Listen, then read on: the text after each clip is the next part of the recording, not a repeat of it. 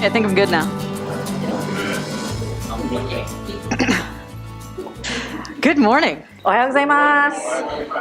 I am glad to be here. もう本当に今日いることは本当に感謝です。 There's been a couple of times over the last few weeks I wasn't too sure all 5 of the Bruhjell family would survive to this point. 正直でもうねいろいろ準備してますのでこの1ヶ月半、自分たちはサバイバルができるかちょっと不安だったです。 But we did. でも今日みんな今日来てますのですごい感謝してます。 Steve had a moment when he packed my pillows with the household good gonna take 3 months to get home movers. It was touch and go. He what? He let them take my pillows, so I won't see them for 3 months. Oh, he home there? No, he put it in the goods. Oh, and that's not good. No. Oh, ちょっと夫婦喧嘩ではないんですけど、なんかいろいろトラブルがあったそうです。なぜというか、彼女の大好きな枕、このムーバーズに送ってもらって、3ヶ月ぐらいこの枕と一緒に眠れないので、なんかちょっとトラブルがあったそうです。Yep. So, because if you know me, you know that my pillow goes everywhere with me. It went to the Philippines. I've carried it on every plane flight I've ever been on. We went to Kuwait. 彼女のことを分かる方は分かると思うんですけど、この枕っていうものはね大事なものなんです。彼女ミッショントリップ行ったらこの枕も持っていきます。もういつも飛行機乗るたんびにこの枕があるんです。もうクウェートにも出張で行ってその枕があったんです。だから、この大事な枕スティーブさんが、そのまま送ってもらって3ヶ月も会えないことはすごい不安です。 And now it's on a very slow boat to Virginia. だからとってもあれなんていうのこの船3ヶ月間かかります。とってもゆっくりバージニア州に行くそうです。 So, I was cranky. クランキーちょっとイライラ感かな、すみません、やっぱりこの話聞いたらちょっとすごいイラッとしてました。 But we're good now. でも今はちょっとね大丈夫そうです。 Because then I realized when he got dressed for church this morning that he packed all of his own like nice shirts and pants, and I felt a little better.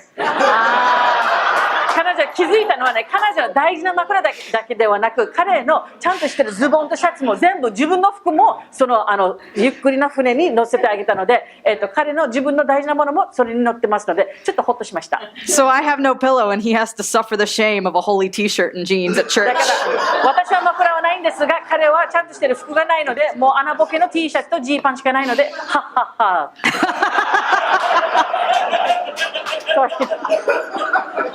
Sometimes there's just no words. Oh, mercy. All right, so, see, I had to break the ice because, too much sadness. I can't, okay, so who's known me for more than about a year? ちょっとエモーショナルだったので、自分はちょっとね、楽しくしないといけないと思っていたので、私たちはもう1年以上知ってる方、手を挙げてください。 Yeah, okay, so in that time, how many of you have actually seen me cry? その1年間の間、その1年以上でも、自分が泣いた姿見たことありますか？ Yeah, you gotta think, right? I don't do that very 考 often. えないといけないですよね。正直で自分は泣くタイプではありません。 And there is nothing wrong with crying. It is fine for other people. 泣くのは問題はない。泣くのはいいことであるんですけど、自分はやらなくてもいい。 But I don't do it well. 正直で自分はこの泣くというものはあんまり上手ではないです。 And when I cry, I ugly cry. 自分泣くともう本当に嫌な顔になっちゃうんですよ。 And nobody needs that. 誰もその顔を見なくてもいいんですよ。だから泣かない方がいいと思ってます。 So this morning, we're going to try not to do any of that. じゃあ Amen. 今日は頑張って泣かないように今日のメッセージやろうと思ってます。 All right, so I didn't cry. ジョン先生が彼女に、枕がなくなったことを気づいたときに泣いたって、泣いてはないんだけど。What she said? She said it was more angry. 悲しい泣くことではなく怒りだったそうです。 You know, when emotions and stress run high, some people do, some people cry. やっぱりね、エモーショナルな時になんかいろんなチャレンジがあった時にやっぱりね、ある人がいるんですよね、泣いちゃうんですよね。もう耐えられないからもう涙で出ちゃう。I have to try really hard not to punch people in the face. でも自分は逆にイモーショナルな時にちょっとファイティングしたいので、それをちょっと我慢しないといけないんです。Not my husband, of course. 絶対スティーブさんにはやらないけどね、もちろん。Okay, so so there you go. You guys all know something I struggle with. A little bit of, sometimes maybe a little bit of aggression, a little bit of anger, a little bit of wanting to fight. そして自分のことちょっと分かってきましたよね。自分は泣くタイプではなく、ちょっとなんていううまく喧嘩とかさ、それを我慢しないといけない方なんですよね。And, we're going to get there as we talk in the sermon, but that is one of the things. We are really good at coming to church and pretending to be good, perfect people. でも正直でさ、教会に行くたんびに私たちはね、裏と表がですね、教会来るたびに顔も完璧なクリスチャンでも完璧に教会の完璧な姿で来るんですよね。裏と表。Because we all know what a Christian's supposed to look like, な right? んか頭の中にこのクリスチャンというもののイメージがあるんです。 We're always happy and we're always いつも joyful ハッピーじゃないといけない。もう喜びが溢れてます。 and we're always put together in the いつも good 決まってます。 clothes. オッケー。綺麗な服、いつも姿も綺麗に決まってます。You got to wear your Sunday best. アメリカでサンデーベスト、日曜日の一番上等の服を履いていくことがとっても当たり前というものです。 And if you got stuff going on in your life, you got to shove it way down deep inside or throw it to the back and don't show people at church. だから何かね、お家に問題があると、なんか人生の中でなんか送ってることがあるんだったら、それもじゃあなんか隠して誰も見せないように、そして教会に可愛い顔して、裏にもいろいろハプニングがあるんですけど、顔はもう可愛く教会に行きます。And if you're Japanese, you're real good at that. 特に日本人、この裏と表というものはすごい上手なんですよね。Who told you that's what you're supposed to be like? 誰がそれを言ったんですか？誰がそんな風にしないといけない？誰に言われたんですか？ It wasn't Jesus. それはイエス様が言ってないよ。His life was a mess. もう正直でジーザスの人生もごちゃごちゃだったです。 It wasn't the disciples. 弟子たちで問題はないよ。It's not in scripture anywhere. 正直言うと聖書に書いてないんですよ。教会に完璧な姿で行くことは聖書に書いてません。 So why do we have this idea that we have to look a certain way all the time? That as なぜ私 Christians, たちがこのアイディアが we have 頭 a の中に入ってます certain か？ build 私たち that we're supposed to もう本当に always 完璧 be な姿で like. 来ないといけないんですか？ I'll be honest, 正直言うと it makes you unrelatable. 正直言ってそんな風になったらさ、この人間関係がすごく難しくなるんですよ。なぜというか嘘っぽいになっちゃうので。 When no one knows you deal with stuff with God, it makes it hard for people in the world to look into this church and go, wow, look at all those happy plastic people. They're not in touch with reality. やっぱり人が新しい方が教会に来て、わあみんな超完璧そう、もう素敵な笑顔、素敵なファミリーもいろんな誰も何も問題起こってないみたいな人生やってますね。この人たちは神様に耐えれることはやらなくてもいいから、この人とちょっと関係取れるかなってちょっと不安になります。And so John shared his testimony last week. 先週ジョン先生が自分の証をシェアしてくれました。 And there was a lot in there. もうジョン先生の人生の中いろいろありましたよね。 And there's a lot of testimony he didn't share. そしてもういろいろ聞いたんですけども、ジョン先生の人生の中はもう本当にすごい証もっともっとあるんですよ。 Because it was late. We were all hungry, giving him the eye. 正直でみんなすごい時間かかっていたので、みんなお腹空いててもみんな早く帰りたかったそうです。 So he wrapped it up. だからできるだけ早めに短くしてくれたんです。 You know I'm telling the truth. それは本当の話ですよね。本当の話なんですよね。 So he shared his testimony. Let me just share just a little bit of my testimony. ジョン先生は先週自分の証をシェアしてくれて、今日自分もちょっとだけシェアしたいと思います。 I don't have some super emotional moment. I don't have a single moment I can point back to and say, that's when I became a Christian. 自分もなんかこのかっこいいなんかいろんなエモーショナルも本当になんかいろいろ考えてるな証ではない。もう本当にシンプルな証なので、正直言っていつ何日日にちも覚えてないんですよ。 I don't have some crazy story about how I used to live one way and I was beat down and I was struggling and I was in despair. And then Jesus, he grabbed me and he saved my soul and I've been different. だから自分はもう人生の中もいろいろチャレンジがあってからもう本当にいろいろもうなんかいろいろやられて DV とかいろいろあってそんな経験はないんですよ。そしてなんていうのもう本当になんていうのいろんなチャレンジがあっても自分も落ち込んで神様が救ってあげるよっていうそんな証ではありません。もう本当にシンプルな証なんです。I mean, that'll preach. もう正直でそんな証だったらもうすごいかっこいい。そんな証があったらもうこっちでメッセージでもうみんな張り切ってくれると思うんですけど、そんな証ではありません。But that's somebody else's story. それ自分の証ではありません。それ他の方の証です。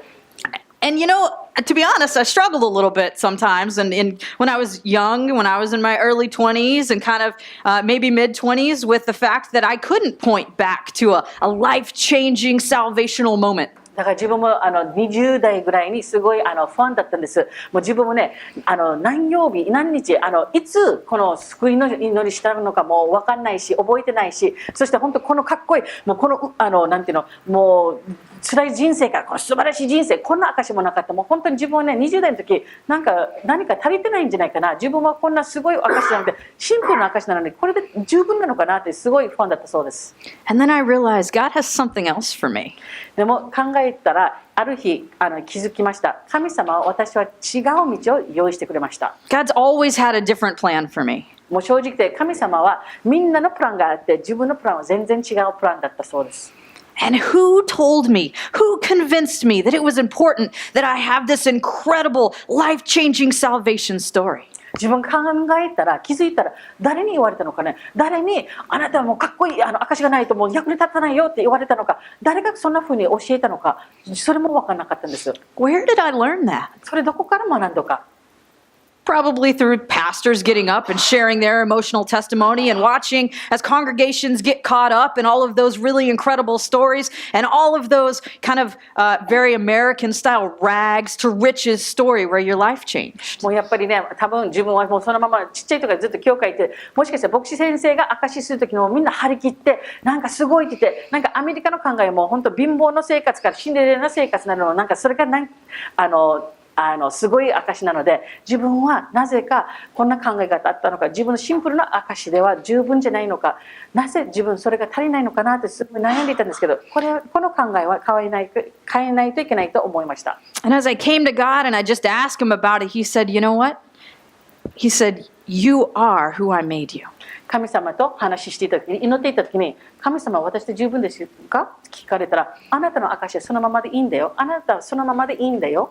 I led you down this path. 神様がこのプランニング、この道、神様がアンジェラさんをこれを導いてくれたんです。Just follow me and I will open up the way that I want you to use your 神 story. 様が彼女に伝えたのは、ちゃんと自分が開いてあげた道をそのまま歩んで、自分の後についていって、自分があなたが行くべきの道を教えてあげるから、他の人たちの証、他の人たちの道見なくてもいい。自分の後について自分があなたを生かすところをちゃんと教えてあげます。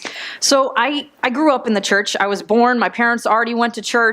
I grew up in a loving church family my whole life. もう自分はね、もう生まれる前からお父さんとお母さんは教会に行っていたので、もう正直教会も赤ちゃんの時からいるんですよ。お腹の中の時から教会行ってます。とっても良い、とっても素晴らしい教会のファミリーだったです。I grew up with a church family that was very good at looking one way on the outside and being something else on the inside. 一応自分はこの教会のファミリーすごい愛してますけど、このすごい裏と表がすごかったんです。And to be honest, it always felt wrong.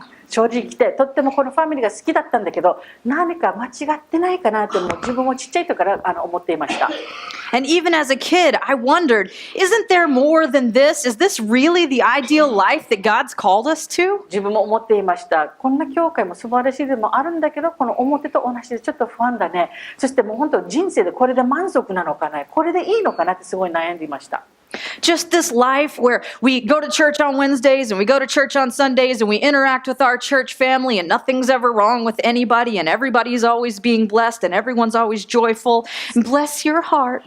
水曜日に教会行って、日曜日に教会行って、そしてもういつもみんなと交わりして、でも誰も問題がないんですよ。誰も何もチャレンジがないんですよ。だから自分でこれがいいのかね。そして教会行ったらみんなが Bless your heart あなたの祝福があるようにってそんな顔なんですよ。もう本当の気持ち何も誰も分かんないんです。And I learned that was what was supposed to happen, what Christianity was supposed to be. じゃあ自分はその教会をちっちゃい時からいましたので、それが自分の、教会の聖地のトレーニングだったんです。だから彼女はこれしか見てないので、じゃあ教会行く時に可愛い顔しないといけないんだよね。お家行ったら問題が起こってもそれは教会に持って行ったらいけない。じゃあこれが私が学んだことなんですよ。Except for then, I would go home and I would read my Bible. でも教会終わった後にお家帰ったらなんか聖書読んだら何か違うなと思いました。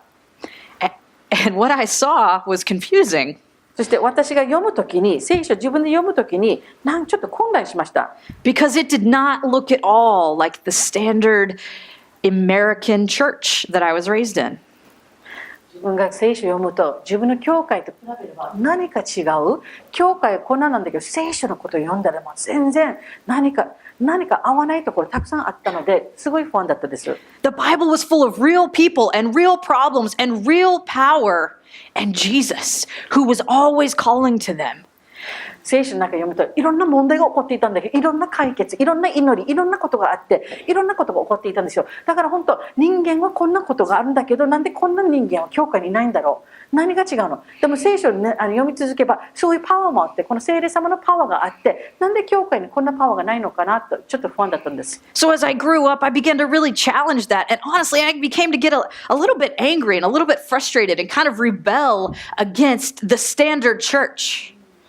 そして自分も聖書行くの続きましたけど、お家行っていっぱい聖書を読んで、よく聖書を読んで、神様と祈って何か違う。そしてだんだん自分も不安がこの怒りになったんですよ。そして自分もこのやり方もすごい苦手と思って反対したいと思いました。And I had some incredible experiences with people from all over the world when I went to combat zones or when I went to different places. And it really showed me that God is so much more than I ever learned when I was growing up, than was ever modeled for me in the church. 自分は大人になって軍人さんになっていろんなところに出張しました。クウェートとかいろんなところ、そしていろんな人と会えて、もう本当に素晴らしい方も本当の顔も見せてくれて、いろんな問題も見て、だけどこの解決のパワーも習いました。だからもう本当にすごい成長ができました。And when I preach now, I'm passionate. そして自分もメッセージやるときにすごいパッション、熱心にやってますよ。Maybe a little aggressive. ちょっとアグレッシブかもしれないんだけど。That's part of my personality, but when I used to preach, でも前はメッセージやるときには when I was in my early 20s and all the way up to the first couple years I was here, だから20代最初ちょっとメッセージやってるときに、そして30代ぐらい I'll be honest, I was a little bit angry at Christians. 正直言うと自分はクリスチャンにちょっと怒りがあったんですよ。Because I just could not get in my head how this whole group of people, we are family and we say all of these things, but yet we're so focused on making it look like what we think a Christian's supposed to look like, and somewhere we lose God. そして正直言って自分は教会に来てクリスチャン見るとちょっと怒りがあったんです。なぜというか教会聖書を読むといろんなパワー、癒しのパワーがあるんだけど、自分たちに一生懸命神様の力を使って自分たちこの顔を作ろうとしてるんですよ。だから裏と表の問題があったと思ってすごい怒っていたんです。And I go back and listen to some of those sermons now and I'm like, wow, I was mad. そして自分も20代のメッセージのテープ聞くと、CD メッセージ聞くと、わあ、自分すごい怒っていたんだよね。自分も気づいていたんです。I was poking the bear. そしてもう自分もね、もうみんな怒らそうとしていたんですよ。I spent a lot of time poking really good Christians in the chest going, what's wrong with you? だからもういいクリスチャンにもね、なんか一生懸命、お前は何の問題があるのかって言っていたんです。Because I was so frustrated at a church and an organization that seemed to look at people and look at the world and go, well, you shouldn't drink and you shouldn't smoke and you shouldn't curse and you should dress like this and you should do all these things. And the list of all the things you should do as Christians and never once mention Christ. だから自分も教会に行って、いろんな教会へ行って、そしてやっぱりね、教会ね、あんたこんな問題あるんだったらさ、酒飲まない方がいいよ。こんなことがあったらさ、こんな服履かない方がいいよ。こんなことがあるんだったらこれやめて。だからもうこのリスト、これやらないっていうというリストだけの話して、でもイエス様の話一切もなかったんですよ。I'm totally off script now, so そして just 自 roll 分 with は it. 全然メッセージのノーツはもう見なくてもいいです。もう全然違うメッセージになりそうです。So I spent time being frustrated. And I spent time, my sermons were almost always geared towards sinners, we love you. Please come understand the joy of Christ. And Christians, why do you suck? 彼女のメッセージ、20代のメッセージ、正直言ってさ、クリスチャンじゃない方、教会に行ってない方、あなたたちを愛してあげるからさ、教会に来なさい。もう癒しのパワーもあるから、本当に教会に来てくれって、もう本当にみんなに招待したい。だけどクリスチャンの方には、やったよ、嫌なご愛よっていう感じなんですよ。That was way more calm than me. The words were not. But then God started working on my heart. そして神様が彼女の心をいろいろ癒してくれました。And really started changing me in the way that I saw my Christian brothers and sisters, because I always loved you. 正直で自分はクリスチャンを好きだったんだよ。もう本当みんな愛していたんだけど、話がちょっときつかったかな。But really started showing me that sin is sin. だから彼女に神様が見せてあげたのは、罪は罪です。教会行ってない方、クリスチャンじゃない方の罪とクリスチャンの方の罪は一緒です。罪は罪です。And I was so eager to pour out love and to not accept the sin, but overlook the sin and really talk to those who are deeply mired in sin, people who are separate from the church, the lost. だから自分は本当に熱心にクリスチャンじゃない方、教会に行ってない方のためにもすごい熱心に、その人たちの罪はあんまり見ないで、でもこの人たちが本当神様のタッチが与えられるように頑張ったんですけど、でも罪は罪なんですよね。And I was so quick to judge and condemn my own brothers and sisters, my own family in 自 Christ. 分のクリスチャンのファミリー、ジャッジ、裁くするのが早かったんです。自分のクリスチャンじゃない友達もすごく優しいしてくれるんだけど、でもクリスチャンの人にすごく厳しい目で見ていったそうです。でも罪は罪ですね。And the more I leaned in and the more I built relationships, the more I realized that brokenness looks the same for everyone. だから自分がもういろいろ学んで、神様もいろいろ見せてくれて、だんだん分かってきたんですよ。クリスチャンでもクリスチャンじゃないんでも、なんか、癒しが必要な方はみんな一緒なんです。ブロークンはブロークンなので、もう治すことがあるんだったら、もうクリスチャンでもクリスチャンじゃないの、この痛みは一緒です。And those who are broken in the church are just as broken as those who are still lost. だからクリスチャンの方でも、ブロークンハート、何かちょっと癒しが必要なところがあっても、それクリスチャンじゃない方でも同じ痛みです。They struggle, they hurt, they're depressed. 落ち込んでます、傷んでます、もう本当にすごいこの重さの中で生きてますので、もうどっち一緒です。They're angry, they're guilty, they're ashamed. もうこの恥がある、この怒りもある、もうクリスチャンでもクリスチャンじゃなくてもちょっと足りない分があったら、もう痛みがあったらその痛みは一緒です。And sometimes even more so because they feel like they don't measure up to an impossible standard.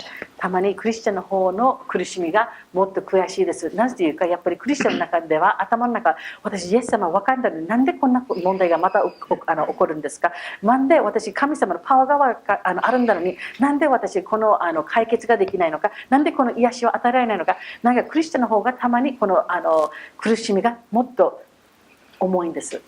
And this morning I want to ask you, who told you that was the standard? 誰がそのことを言ったんですか？誰がクリスチャンだからこの痛みがあるものは本当のクリスチャンじゃないと言われたんですか？ Who convinced us that Christianity was a brand label and not a journey following Christ? 誰がクリスチャンというものはブランドって教えてもらったんですか？やっぱりクリスチャンというものはこの、神様と成長することです。これ永遠までこの旅を一緒に歩くんです。一緒に歩まないと成長ができない。この歩み、この成長というものは死ぬまでこの歩まない成長しないといけないので、だからクリスチャンになってもうそれで終わりではない。それがスタートなんです。Maybe it was your parents. もしかして両親がクリスチャンだったらこのね心の痛みはいないよって言われたんですか？ By the example that they set and the things that they said made you believe that? 親が何かね言ってることではなく、なんか例として見たら、親はこんなだから自分もこんなしないといけないんだろうなと思っているんですか？ Maybe it was a pastor who said it outright from the pulpit or just lived that kind of example. もしかしたら、メッセージ牧師先生が何かのメッセージで、あなたクリスチャンだからこの痛みはないんだよって言われたんですか？ Maybe it was the world who said that's what we think a Christian's supposed to look like, and you don't look like that. もしかして世の中の人たちにいろいろ話聞いて、クリスチャンはこんな感じだろう、お前はクリスチャンらしくないなって言われたことありません？ But this morning, we're going to continue talking about it, but what I want to drive home is when you became a Christ follower, you became a person who listens to one person. 今日伝えたいのは、あなたがクリスチャンになった時に一人の声を聞こうとするようになりました。 God and God alone. 神だけです。神。Every miracle Christ did, he pointed to the Father. キリスト学聖書の中にキリストのすべての奇跡はもうすべて神様に栄光をあげました。Every sermon he preached, he pointed to the Father. 何のメッセージやってもイエス様は必ず神様に栄光をあげました。And he would say, not me, but the Father. そして必ずイエス様は聖書の中に書いてます。自分ではなく、自分の力ではなく、天の父です。So the whole point of what we're going to get into today is helping you to understand if it did not come from the Father, you shouldn't listen. 今日一つ伝えたいのは、あなたたちが理解ができるように、神様から、天の父から送ってもらってないんでしたら、これは本当のものではない。その話聞かないでください。もし神様が言ってることだったらちゃんと聞いてください。でも天の父から送られてないんでしたら、その話聞かないでください。Because God did this incredible thing that was also very dangerous. 神様はすごいことしたんです。ちょっと危険でもあったんですけど、すごいことでした。He first loved us 自分のことを愛してくれました。so that we would love Him. そして自分たちを先に愛してくれて、そして自分たちが神様を愛することができるように。He sent His Son to die for our sins that we might appear sinless to Him.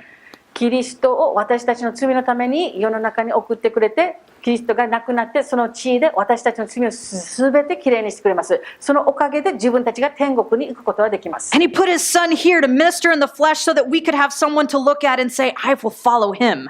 I will do it like that. キリストがこの世の中に来てくれて、自分たちが真似ができるエグザンプルを送ってくれたんです。私たちはイエス様の後について行くべきです。And then His Son taught that example to His disciples. そしてイエス様がこっちにいる間に弟子たちに全て教えました。And they taught it to the そ churches. して弟子たちが教会の方に教えました。And again and again and again through the generations till we're here now. 繰り返した。ずっと何千年繰り返して今までこの同じ聖書に書かれているものの例をとしています。And God has given us the confidence and given us the ministry and given us the mission to say, come follow me as I follow Christ. イエス様が私の後についていきなさい。私はキリストの後についていますので、そのままにしてください。私が必要なもの、必要なミニストリー、必要な全てを送ってくれました。Do you know how dangerous that is? それは正直言ってどんなに危険か分かりますか？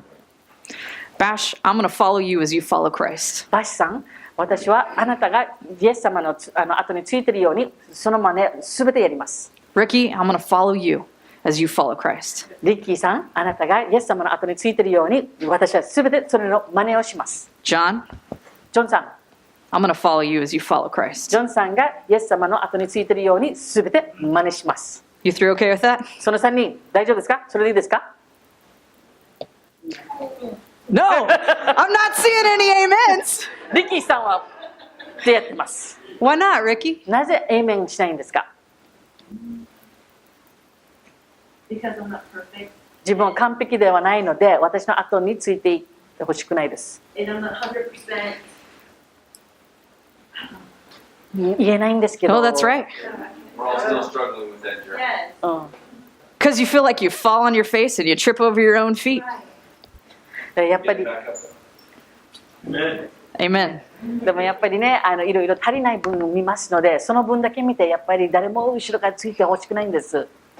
I feel like that too. 正直でアンジェラさんも同じ気持ちです。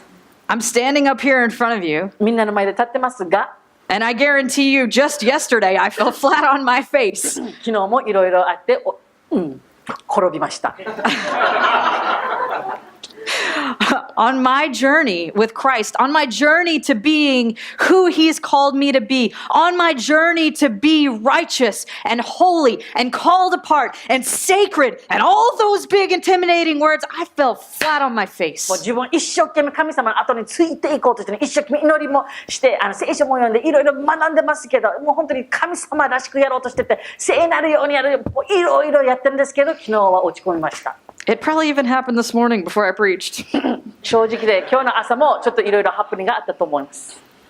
So to have a whole organization, a whole family of people saying, follow me as I follow Christ, and then being like, oh man, I hope I don't mess this up. だからやっぱりね、皆様の前で、教会の前で、この教会の皆様がアンジェラさんの後についていきましょうって言いながら、彼女は「Oh no」になってます。 That's God's plan. でも正直でそれ神様の契約です。 And that's terrifying. 正直で怖い。 And when you look through scripture, you can see that He set that up from the beginning. でも聖書を読むとそれ最初から書かれてます。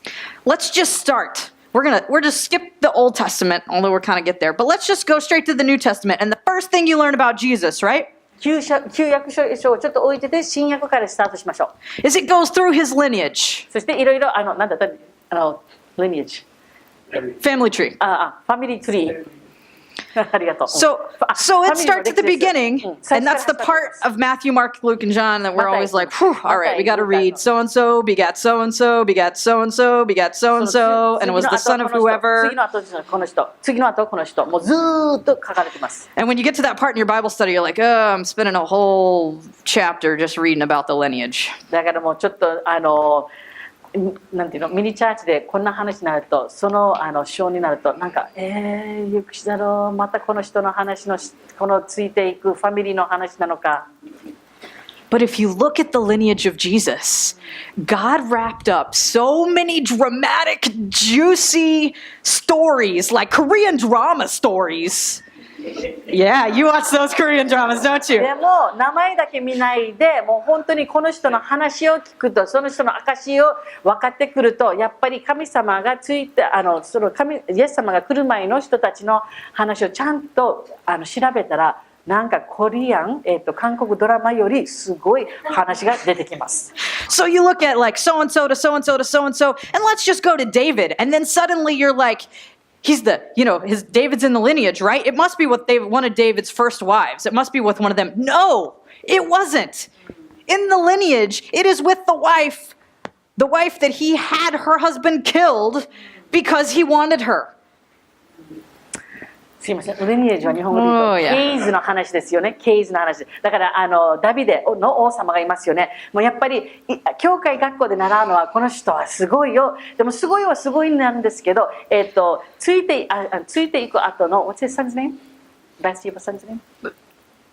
Solomon. Okay. 例えばサロメンの話ですよね。だからダビデの話するとやっぱりいろいろあって、でもダビデはなんか浮気しちゃって暇すぎて浮気して、そしてこの人結婚していたからやっぱりバレたらもうすごいことなんだから、もっと大きい罪になって、この浮気相手の方の旦那さんをいろいろハプニングさせて殺してしまって、もういろいろなんかすごい話が出てくるんですよ。 You look at the story of Ruth and you find a story where her husband died, all of the people that she knew and loved died, and then she had to start all over in a foreign land, and she's pulled into the lineage of Christ. All that pain, all that suffering on display in the lineage of our Savior. ルーツっていう本もあるんですけど、ルーツの中でも彼女はもう外国の方でなんかいろいろあって、なんか義理のお母さん、旦那さんが亡くなって義理のお母さんの実家の方に戻ってきて、もう本当にこの外国の方、普通なんかいろいろトラブルが起こっちゃうんですよ。いろいろよくやってもらわないんですね、普通。だけどいろいろあって、彼女は今イエス様の系図の中に入ってしまってます。 It's like in the very beginning, it's his job resume, and he's like, well, so I know some people that went to prison. I know some people that were prostitutes. I have some blood in me from some guys that are not where they were supposed to be, that were completely immoral, that did it all wrong, that had people killed. But really, I can do this job. でもやっぱりイエス様の経図を見ると、正直でこれはイエス様の履歴書みたいなものです。でもこの履歴書の中にはいろいろつながりがあるんですよね。なんか買収してる人たちとかさ、なんか嘘つきとか、もう人を殺す人たち、もう本当にすごいなんか自分たち世の中でワオっていう、なんか新聞見たらワオこんな人なんだ、こんな人たちが神様の系図の中に入ってます。 And God chose that. でも正直ってこれ神様が選んだ道なんですよ。 He chose that lineage. なんかこの人いい人だなと思ってこの人が失敗して神様失敗したではなく、神様がもうこの罪を起こす前から全部知ってます。だからそんなに完璧じゃない人たちも神様が全て手でもうそのまま選んだんですよ。 And then he picked a girl. He got her pregnant out of wedlock. そしてある日マリアの話なんですよね。10代の女の子、若い子、もう結婚もしない、その時は結婚しないで妊娠したらもう殺される可能性もあったんですけど、でも神様がこのマリアという若い子を選んで、この子は結婚したいんだけどお腹の中に赤ちゃんがいます。 The guy who's supposed to be the husband is like, well, that ain't my baby. I'm divorcing that chick. そして昔の人たちは婚約したらもうこれは離婚しないといけないんですよね、別れたら。だからすごく厳しかったんです。そしてマリアの夫になる方が、Who was him? ジョセフ、はい、ヨセフがいました。でもヨセフがお前のお腹の中に赤ちゃんいるわけ？でも俺のじゃないよね。俺たち何もやってないんでね。パニックになってこの子と離婚しようとしてます。God speaks to all of them. He brings them together in the situation. And then right before she gets ready to give birth, he's like, hey, you got to go somewhere else and you're going to have your kid in a barn. 神様は天使を送って彼女に話して仮の話してもう仲直りしてもうじゃあ力合わせてこれ神様の栄光のためだから力合わせやりましょうね。そしてある日いろいろあってこの税金のためになんか実家に戻らないといけないんです。彼女は馬を乗って税金をなんか結構時間かかって大きいお腹をやって、彼の実家の方に戻りました。そしてなんだったなんかヒージャのあれなんていうの小屋で最初の子供を産まないといけないよってなんかいろいろ前もって教えたそうです。And that is the beginning of the story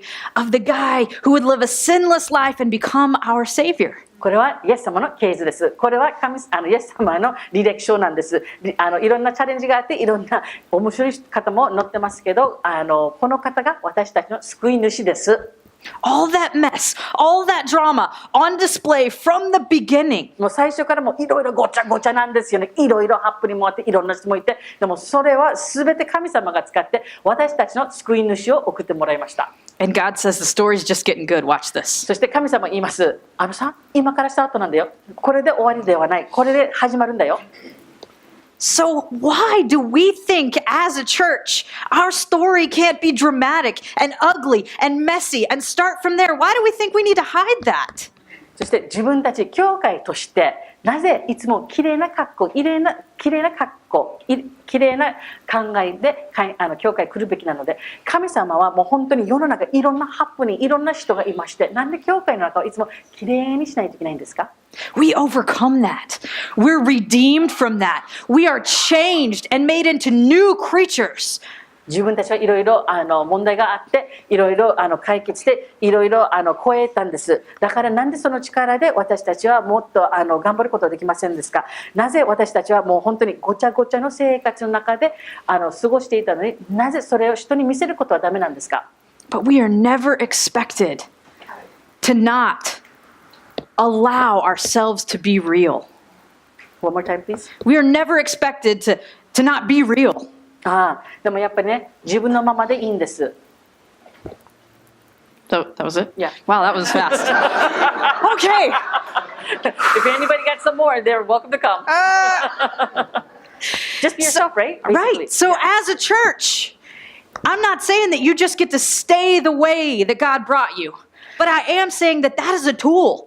That is useful. That testimony that you have, all of that you went through, that pain and that frustration and that hurt, that speaks to the world. That will save the world. That makes you relatable to the world way more than those things that you think are your strengths. 綺麗なままでいいんですけど、でもそれはね、自分たちが超えたもの、自分たちの証、それはね、世の中の人たちのために使わないといけないんですよ。これはツールなんです。自分たちが超えたものは自分たちのツールなんです。だからそれを隠すべきではありません。それはツールに使って、そして神様分からない人たちにシェアして、そして自分たちもこんな生活だったんだよ。それも一つのツールなんです。これを使いましょう。Jesus is the solution for the pain of the world. But if it doesn't ever look like the church needed or needs a solution, then why would they come to us for Christ? 自分たちの教会に来て、もうみんなが来て、みんなそうなんていうの、そう可愛い、そう決まってます。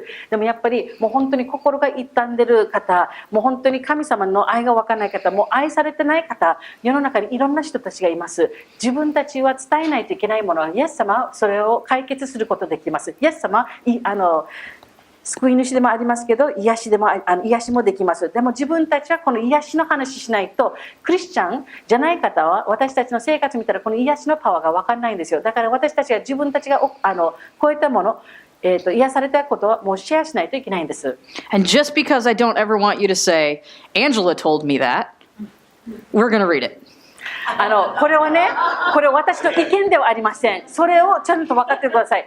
私がただアンジェラさんの意見だよではなく、もう本当聖書に書かれてますので、聖書をちゃんと読みましょう。So when someone challenges you and said, who told you that? You can look at the scripture and say, God told me that. 誰がこんなこと言ったのって言われたら、私たちは聖書を出して神様の言葉ですって伝えることできます。Okay, so I need you to do this for me. いいですか？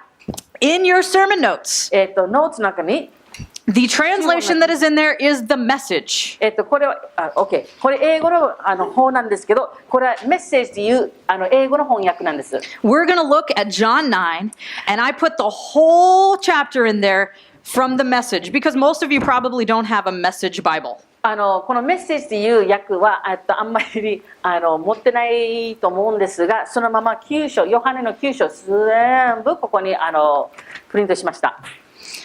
In Japanese, it's in the NIV, but we can do some translations so that you understand a little 日 better. 本語では新海訳なのでどうにか説明をします。So I used to not be a big fan of the message 正直自分は前このメッセージという訳はあんまり好きではないんでした。because it's a translation that sometimes loses some of those words that I really like to study, and sometimes it captures the conversation but maybe loses the particulars. 簡単に説明するとメッセージは正直で長いんです。短いものは長くなって、そしてポイントが分からなくなる時もあります。And so normally that is not what I use when I study scripture. 自分はメッセージ待ってよ。自分は勉強するときに聖書を読むときには普通メッセージを使わないんですが、So if you have your Bible with you, whether it's on your phone or your tablet or you brought your Bible, please open it to John 9. もし聖書ある方どうぞ開いてください。アプリでも普通の聖書でも何でもそれにヨハネの9章に開いてください。Because I want you to be able to see the two together. これを Two translations. 英語の人たち英語の聖書とこれ普通 NIV なのでこれを一緒に合わせてほしいんです。Okay. OK です。So here we go into John 9. ヨハネの9章です。Walking down the street, Jesus saw a blind man from birth. His disciples asked, Rabbi, who sinned, this man or his parents, causing him to be blind? Oh, okay. you want to read it? No, it's fine. Okay, so 説明が長くなるのでそのまま9章読んでください。You read 1 and 2? Hi. Yes. Okay. じゃあ1節と2節読んでください。So we get there and we see that the disciples are already walking down the street. They see this man. They know nothing about him. They are not from there. そしてイエス様たちはこの地域のものではなくていろんな人たちがいたんです。そして、弟子たちが聞きました。この盲人の方がいました。And immediately they look to Jesus because he's the rabbi. He's teaching them everything, and they're, I'm sure, think they're very smart for their question. Who sinned, this man or his そ parents? して弟子たちがイエス様に聞きました。イエス様、あっちに盲人の人がいるんですけど、誰が罪を起こしたんですか？お母さんですか？両親ですか？彼ですか？ I mean, he's blind. He's dealing with garbage in his life. There are things going on, so surely someone sinned, and this is punishment. だから多分何かなんていうの彼が、いろんな問題があって目が見えない何かの理由があったんじゃないんですか？誰か何か悪いことしてこれが罰なんじゃないんですか？とその考えがあったそうです。We do the same thing. 正直自分たちも同じ考えがあります。Oh, man, that person, they're really, they haven't been living right. あの人はね、いろんな問題があるんだよね。Look at the situation in their life. They're divorced and their kids hate them and no one talks to them anymore. 離婚もしてる。 They live alone with 20もう cats. 一人で20匹のなんだったBrain farting, sorry. 20匹の猫と住んでます。だから人間関係は悪い。猫としか友達できない。 Yeah, they must have some serious issues in their 多分い life. ろんな問題があるんじゃないかな、あの人たちは。 We don't call it sin because that'd be presumptuous. We'd call it issues. でも自分たちね、罪って言わないんですよ。問題って言うんですよ。罪って言うとちょっとtoo much だから。The implication is that they have done something that caused that. でも自分たちはね、正直で裁って見て、あの人なんかやったんじゃないんだろう。だからこんな辛い人生じゃないかな。I'm not talking about consequences from bad decisions and bad actions in your life. Those absolutely happen. Those are from God in many cases because they teach you things.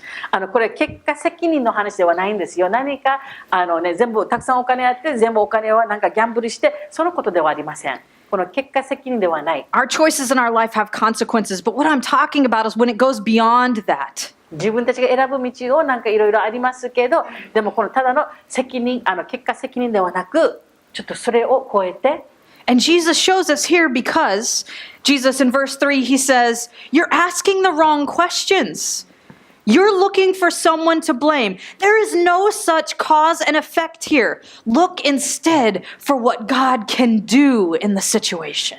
質問は正しくないって言われました。イエス様に、あなたたちはこんな質問ではなく、誰のせいっていうものではなく、これは神様のためなので、神は何のために起こしたのか、それを聞いた方がいいんです。 Who told you that? Who told the disciples that if a man was blind or lame or deaf or anything, that it was caused by sin in their life? Who told them that? 誰がその弟子たちに教えたんですか？誰かが目が見えないんだったら、この罪のせい、誰のせいなのか、誰に教えてもらってるんですか？誰に言われたんですか？ Because Jesus, the authority, the one who knows the Father, says no. That has nothing to do with it. イエス様は神様、天の父とつながってますので、彼がちゃんと言いました。こんな質問が正しくない。 You're thinking about it all wrong. この考え方は正しくない。 Who cares Who cares? if there was sin or what the circumstance or why? Who cares? 正直言ってWho cares? 待ってよ。関係ない、関係ないんじゃないんですか？だから罪を起こしても起こしてなくても関係ないんじゃないんですか？目が見えない。それがそのことなんです。 Look at this incredible opportunity we have to show God's glory. このチャンス、これはね、チャンスと見ないといけないんです。これ神様の栄光のために何かのチャンスが起こる可能性がありますと考えないといけないんです。 And he does, and he heals the man. そして正直的にイエス様がその方を癒して癒しました。 So Jesus heals him, and then the guy, he leaves, right? And you think that's probably it for Jesus and the disciples. That's kind of the end of the story. And now we go follow the guy. そして目が見えない方を癒されて目が開いて、そして彼が歩いていきました。そして神様も自分たちの道を行って、So they went someplace? Yep. Okay. So then he sees the guys, he sees his neighbors, he sees people from his neighborhood, from his village. The blind guy. Yes, that can now see. そうですね、今目が見える方になりましたので、この方は近所の隣のところに来ました。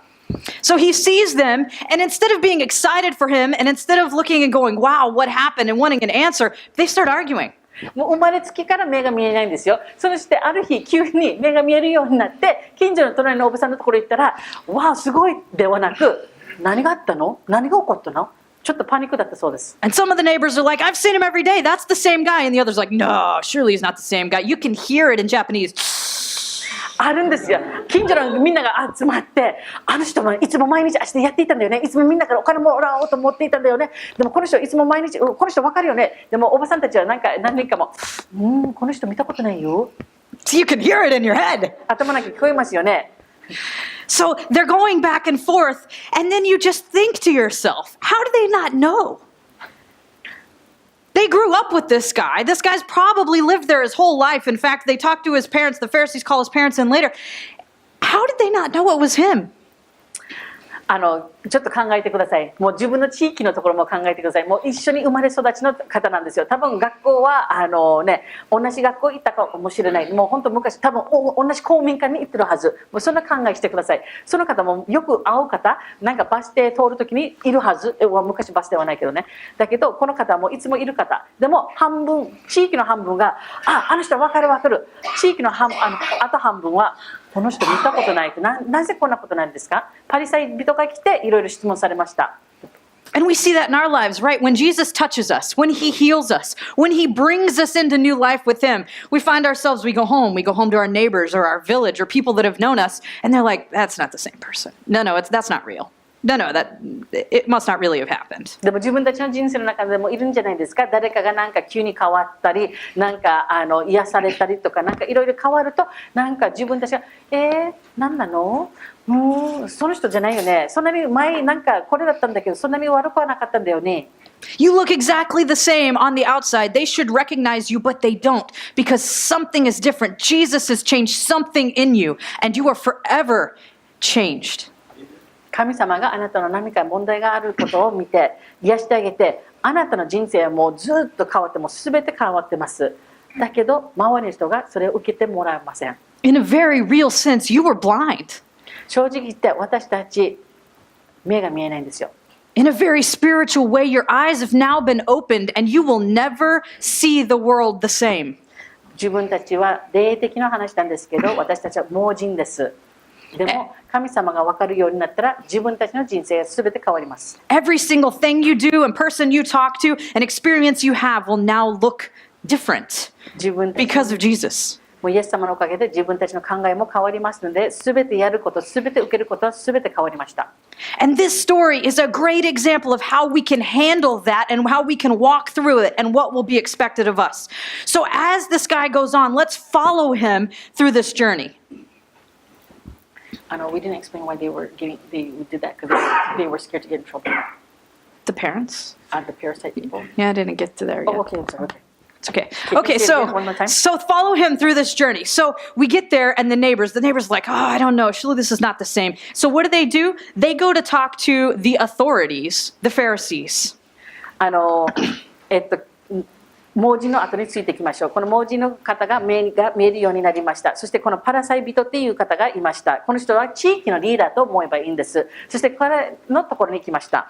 So right before they do this, he explains, he's like, no, it's me. And then he tells them how this happened. He tells them about Jesus, right? そして、地域の皆様ちょっとすごいハプニングがあったので、もうこれがいいことなのか悪いことなのか分かんないんですよ。この目が見えない方が目が見えるようになったのはいいことなのか悪いことなのか分かんないので、パラサイ人のところに行って、あれは地域のリーダーと思ってください。そしてこの方に言ったんです。 And so he tells them what happened. Jesus spit in the dirt, and he used the mud, and he rubbed it on my eyes, and now I can see. そして彼が簡単に説明しました。イエス様がね、この土を洗って、なんか唾を入れて、ミックスして目にやって、いろいろなんかあっちの、なんていうの、脇に行って、これやれば目が見えるようになりますよって言われて、全部すべてやって、自分が目に見えるようになりました。これはイエス様という方、この、he didn't say Jesus や。Yeah, he did. イエス様という方がやってくれました。 So he says, a man named Jesus did this to me. And immediately, all of his neighbors, all of his friends, all the people that he's talking to right there says, where is he? そして彼がみんな地域の皆さんは回ってきてからもう話聞いてるんですよ。パラサイ人となんかインタビューみたいなものをやりながらみんなが話聞いて、彼がねこのイエス様という方は自分を癒してくれたんです。そして地域の皆様があの方どこにいるの聞かれました。 So this is his first opportunity. He's been forever changed. He looks different. He's coming across different. People want to know what happened in his life, and they go, well, where's Jesus? And as good, strong Christians, we're all supposed to immediately, honestly say, well, follow me as I follow Christ. He's right over here. 癒されてもう本当にみんな話聞いて、そしてもう彼のことをあんまり気にしないでイエス様はどこにいるんだろうって言って、そして自分たちの頭の中、クリスチャンの頭の中は私たちはその方に自分の後についていきましょうって言うべきじゃないかなと思うかもしれないんですけど、 But much like those of us who are uncomfortable with that idea now, even though we've been Christians for a while, this guy, he didn't know. He says, I don't know. そして彼が簡単に言いました。友達に聞かれたらどこにいるのって言われたら分からない。でもクリスチャンの方はそれで満足しないです。 Brand new Christ follower, but he doesn't really even know it yet. And he has an incredible opportunity. So a good learning point for us. そしてこの方は一応世の中のように考えれば新しいクリスチャン、ベイビークリスチャンって言うんですけど、この方はなんかいろんなチャンスを与えられてるんですけど、何やればいいのかわからない。 It doesn't matter how long you've been following Christ. Someone's going to want to know how to get to him. だから、クリスチャンになって短い時間でも長い時間でも多分誰か世の中で聞くと思うんです。ジーザスはどうやってついていくんですか？ Be ready to point to him with your actions. 心の準備してください。自分たちは口ではなく自分たちのアクションで準備してください。 Because they'll want to know what happened. Who is this Jesus? Where is he? How can I get some of that? あなた癒されたんだ。じゃあ自分もちょっと問題があるんだけど癒してもらわないかな。もう本当に準備してください。 And we'd like to be able to show them. 自分たちは、イエス様のことを見せたいと思います。 But in this case, this guy gets more chances and he grows just like we all do as a Christian. So his first answer is, where is Jesus? I don't know. そして最初地域の皆様に聞かれたときに、ジーザスはどこ？わからないって言われる。でも成長します。 So the people around say, fine, we're taking you to the authorities. And they take him to the Pharisees. じゃあこのイエス様のところについていくことできなかったら、自分たちは、パラサイ人のところに連れてきます。 So again, he gets to the Pharisees and they relay this whole story to the Pharisees at this time. その時にこのパラサイ人たちにこの話をしました。目が見えない人、目が見えるようにこの人がやってもらいましたと全部説明してくれました。 So now he's got to give his testimony to the authorities. そしてもう一度自分の証をパリサイ人たちに言わないといけないです。 And so the Pharisees look and say, obviously, this is verse 16, obviously this man can't be from God. He doesn't keep the Sabbath.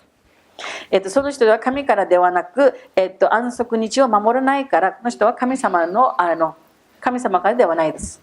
So they hear this incredible story about Jesus, and instead of realizing Jesus is real and Jesus can change your life, Jesus can heal your heart, he can make the blind see, they immediately go, no, this can't be a real thing because he was working on a Sunday. 自分たちはやっぱりね、このパラサイ人は一応地域のリーダーでもあるんですけど、パ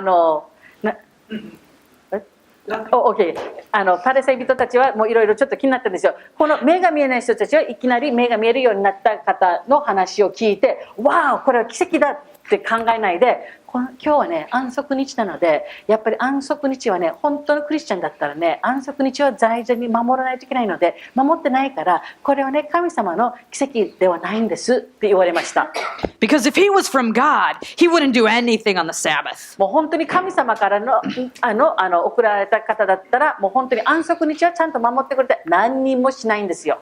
Who told the Pharisees that you can't do anything on the Sabbath? 誰がパラサイ人たちにこんなこと言ったんですか？安息日に何か助けないといけないことがあれば助けたらダメって言われたのは、これはどの教え、誰から教えてもらったんですか？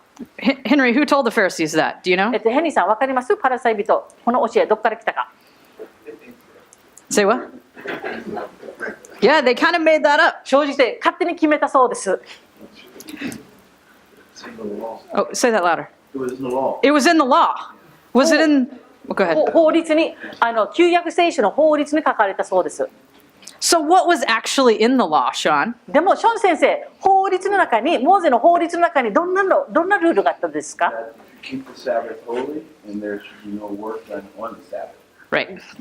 安息日を大事にしないといけない、守らないといけない、本当に何もしないでくださいって書かれてたそうです。 So there is in the law, keep the Sabbath holy, right? 聖書の中に書かれてます。安息日を大事にすること、守らないといけないって書かれてます。 And God had instructed them to keep a day set apart for rest. 週に1回休むことが大事なので、神様が週に1回休んでくださいっていうルールがあるんです。 And that's true. それは実際です。本当の話ではありますが。 But why do you think he set aside a day for で rest? もなぜその理由はなぜだろ Buddy, what do you think? う？どう思いますか？ Because we work hard 6 days a week. You need some time off, right? You're human. 7日の間の中に68働いて、やっぱり人間は人間だから1日は休まないといけないんですよね。 And that's exactly right. The Sabbath was created by God for man to give him a day of rest. 神様はこの安息日っていうものは人間のために作ってもらいました。でもこの理由は休ますためです。 And he told the people to keep the Sabbath holy and not do work on the holy, to take time to rest. この日は聖なるようにやってくださいって言ってますので、そしてもう本当みんなちゃんとゆっくりができるようにそのルールは書いてますが、 But somehow we as people, we take that and we've taken something that was for our blessing and for our good, and we turn it into a rule to control. 神様は私たちを祝福のためにこの安息日を作ってくれたんですよ。自分たちもずっと人間なので、ロボットじゃなくて人間なので、この安息日は必要です。体をリラックスさせるために、回復させるためです。だけど人間は人間なので、この祝福なるためのものはルールになりました。 So by the time we get to all these generations later, now you have the authorities who are dictating what can and cannot be done on the Sabbath, what is rest and what is not, what is work and what is not. And they look at Jesus, who performed a miracle, who spit in the ground and rubbed the dirt and rubbed it on the man's face and say, that is work, that is wrong, that must not be of God. そう、昔の人たちはこの話を聞いて、これは神様の祝福のため、自分たちの祝福のためなんですけど、何百人通ったらこの新しい権利になっている人、人間たちはもう勝手にこれは祝福というものはルール、厳しくするために、自分たちが満足するためにこのきついルールをしました。そしてこの考えがちょっと固くなってしまって、そして神様が素晴らしい天国から遅れている奇跡があっても、やっぱりここのルールの考え、祝福の考えではなくルールの考えでやってますので、だからこれを受けることはできなかったんです。自分たちがコントロールができないので、これは神様から天国の神様のものではないって言ってます。 Don't we find we do that in our church now? でも正直言って自分たち教会の中でもこんなことするんじゃないですか。 And when I say church, I don't mean like Hope Chapel Church. I mean big church. すいません、自分たちの教会だけではなく、もう本当に神様のクリスチャン、世の中にあるクリスチャンの教会の話です。 Is smoking a sin? このタバコ吸うというのは罪ですか？ Good Christians don't smoke. いいクリスチャン、良いクリスチャンだったらタバコ吸わないよね。 Is drinking a sin? 酒飲むのはどうですか？ Good Christians don't drink. 良いクリスチャンだったら酒飲まないよね。 Who told you that? 誰がこんなこと言ってるんですか？ It wasn't Jesus. His first miracle was turning water into wine. イエス様の最初の奇跡は水をワインに作る。 All right, wine lovers, there you go. Woo!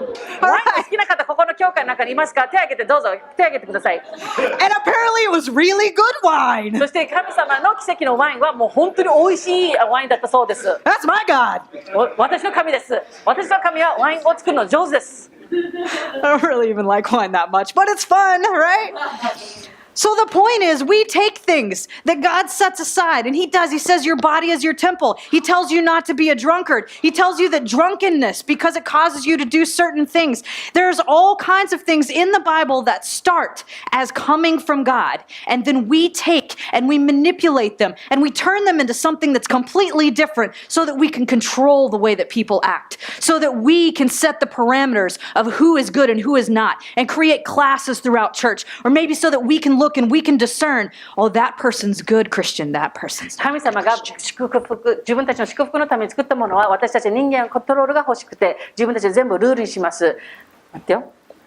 神様が私たちの体を守るためにいろんなことを用意してくれました。安息日は自分たちの体を祝福するためなんです。だけど人間は人間なので、この祝福するっていうものはルールにやります。ルールを作る理由は私たちコントロールが欲しいです。権威持ってる方も自分たちは人間をコントロールしようと思ってます。これ人間は神様の祝福ではなく、自分たちがコントロールするものと思ってて、勝手に決めてこのルールを作って、そして本当神様の奇跡を奇跡ではなく、もう本当に自分たちがコントロールできないものだから、これはノーグッドと言われます。 So the next time you're in a conversation with your Christian brothers and sisters and they're like, wow, yeah, she's not doing very good on her walk. She drinks a lot. 次なんかクリスチャンの友達とちょっと集まりある時に、そして誰かの話が出てきて、そうだよね、実はその方はね、ちょっとクリスチャンの関係はちょっとね、なんか酒もちょっと多いんだよねってなる時には、 You can stop that conversation and say, who told you that? その時にこの会話をちょっとストップさせて、ちょっと聞いてください。誰がこんなこと言ってるの？ Because in some instances, they might be right, but you both need to go back to Scripture and read it. What did God say? もしかしたら言ってること合ってるかも知りません。もしかしたら彼女は飲みすぎかもしれない。もしかしたらこの方は神様の関係はちょっと弱くなってるかもしれないんですけど、もうこの話を続くより聖書を読みましょう。聖書に何書いてますか？ If this is a story of love, and this is about God's love for us and what He's done for us and bringing us into closer relationship so that we can love others, it is important for us to look at every situation and say, God, how do I show love? What did you say? And how can I use that to show love and your glory to this person? そして何があっても自分たちはもう聖書に戻って、そして自分に聞きましょう。自分たちはこれはクリスチャンになったのは皆様に愛をシェアができるように、神様が私たちを愛してくれるから、私たち周りの人たちは愛することができます。彼女がもしかして酒を飲みすぎ、もしかしていろんな問題があるかもしれないんですけど、自分たちは受けた愛をどうやって彼女にシェアすることができますか？それを聖書を読みながら祈って、その一番大事なポイントは、私たちがこの愛で見る、愛を伝えるっていうことが大事です。Because the Pharisees came face to face with Jesus Christ, the Savior, and they didn't recognize Him because they were so blinded by the twisted laws and ideas they had about what it was supposed to look like. パリサイ人はその地域のリーダーでもある、そして牧師の門みたいなものだったので、聖書の先生だったんです。でもこの人たちは神様から最初に受けたもの、受けた言葉、例えばこの安息日、それ人間の祝福のためなんですけど、このパリサイ人たちはもうコントロールができないからルールにしました。そしてこのパリサイ人は本当神様のための働きにいるんだけど、神様と会って顔と顔とフェイスとフェイスなんだよね。でも神様の顔と顔合わせてもやっぱり神様がやってることを受けることはできなかったんです。なぜかこの人間を権威を持って、そしてルールを作って、この自分たちのルールの中に入れないから、この人たち、この方は神様からのものではありません。So verse 16, this is the Pharisees. Some of the Pharisees said, obviously, this man can't be from God. He doesn't keep the Sabbath. They're talking about Jesus. Obviously, Jesus was not from God. そして16節ですね。するとパリサイ人の中である人々が、その人は神からで来てません。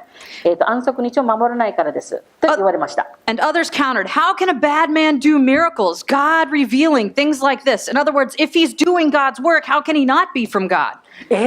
本当この人神様から来てないの？でもさ、この方はこんなすごいいいことやったんだよ。意味がわからないって言ってます。So they go back to the blind man, the man who's been forever changed by Jesus, and he says, you're the expert, you tell us. そして癒された方、目が見えない方だけど今が見える方と話しました。あなたがエキスパートだから自分たちに教えてください。And the guy, he gets another chance to tell the story about Jesus, right? そしてまたこの2回目のチャンスがあるんですよね。イエス様の話ができるチャンス。And he says he's a prophet. 預言者だよってこの方が言いました。He is from God. He's a prophet. 彼 He's は神の special. ものだよ。神様から来てるんだよ。彼は特別だよ。預言者だはずよ。 So they don't believe him. そしてパリサイ人の方が信じません。 They go from, you're the expert, tell us to what happened, like, you don't know what you're talking about. Go find your parents. パリサイ人たちがやっぱりあなたエキスパートではない。何も分かんないからあなたの両親に聞きましょう。 So they go find the man's parents. そしてこの方の両親を探してきました。 And the man's parents have seen this incredible miracle. Their son has been blind his whole life. This miracle's done. But yet they have a hard time as well. 盲人を産んだお母さん、このお父さんもこの奇跡を受けることはできなかったんです。もう産んだ子、もう生まれた時から目が見えない。だけどこの両親も怖くて、本当の話するの怖くて答えができなかったんです。 See, they're not stupid. They know that the temple is the center of culture in their village, right? They know it's the center of everything. And they know that the Pharisees, the guys that run the temple, are frustrated and angry about this Jesus guy. And if we stand up, there will be consequences. このパリサイ人たちはこの街道のリーダーです。この街道というものは地域の教会と公民館のコラボみたいなところなんですよ。だからこの街道に行けなくなったらもう自分たちは地域の周りから離れちゃうんですよ。結局仲間外れみたいなものなんです。だからこの両親たちが答えて、このパリサイ人が反対したらこの街道から家出されちゃうので、もうとっても気をつけないといけないんです。だから答えはできないんです。 And see, they were good politicians. そしていいpolitician なんだった？政治家 OK だったです。Or they would have made good politicians. もしかしたらね、いい政治家になっていたはず。 Because they totally sidestep. Well, he's our son, and he's been blind since birth, so some things happened, but we don't know about that other guy. だから両親たちはちょっと口がうまいんですよね。そうですよね。生まれた時から目が見えないんだけど、今は見えますよね。でも何が起こったか、どんな風になったのかわからない。彼に聞いてくださいと答えました。 You know what? He's a grown man. Why don't you ask him? もう大人なので成人もしてますので、もう直接彼に聞いてくださいと両親が言いました。 We see this in our lives as well, right? 自分たちの人生の中でもこんなことが起こってるのありますよね。 You have a mother, a father, a sister, a brother, a son, a daughter, a 兄 husband, a 弟、 wife 旦那、お母さん、お父さん、 who's 息子い seen ます your よね。 life changed そして自分たちのファミリーを自分たちの人生が変わったことを見ました。 and who may get approached by other people and say, what happened? What happened to Ricky? She's different. そしてもしかして誰かが聞きました。リッキーなんか変わってるよね。何か違うよね。スティーブさん。What happened to Mila? She's different than she was. ミラも結構変わりましたよね、前より。何が違うんだろう。 And whoever that person is will probably say, Yeah, she's different. She does these really great things, and our marriage has gotten better, or our relationship has gotten better, or as a mom, she's gotten better. And I'm seeing good things happen in her life, but I don't know what happened. だからもしかしたら誰かがね、なんかクリスチャンの話をしたくないんだけど、そうだよね、ミイラもすごい最近しっかりしてるよね。もうこの関係、バルさんの関係もすごい深くなってるし、もうなんかフィリピンのためにいろいろやってるんだけど、何が変わってる、何か変わってるんだけど、何が変わってるか分からない。She started going to that church over there, and she invites me every now and then, but I don't know, that's weird people. 自分もちょっと分かんないけど、ちょっとね、なんか教会に招待されるんだけど、この教会っていうものなんか変だよね。I mean, I'm happy she's better, but yeah, I don't want any 友 of 達だから that. さ、もうね、人生がこんな良くなったら嬉しいけどさ、その教会はさ、ちょっと変だよね。We see that in our lives. 自分たちの人生の中でもこんな答え方があるんですよね。But this, because those people in the life were like, you know what, maybe you should ask them. And that's exactly what that guy needed. It's his last opportunity, and now his faith is grown, and it gives him yet another chance to だから tell ミ his ラさんの story. 友達みたいにミラの話ではなく、そのまま直接ミラに聞けばって言った方がいいんですよ。この両親みたいに、だからこの両親が自分たち正直ではっきり分からない、何かが変わってることがあることがあったんだけど、どうやって変わったのか分かりません。本人に直接聞いてください。そして本人に聞いたらまた彼の2代目のチャンスです。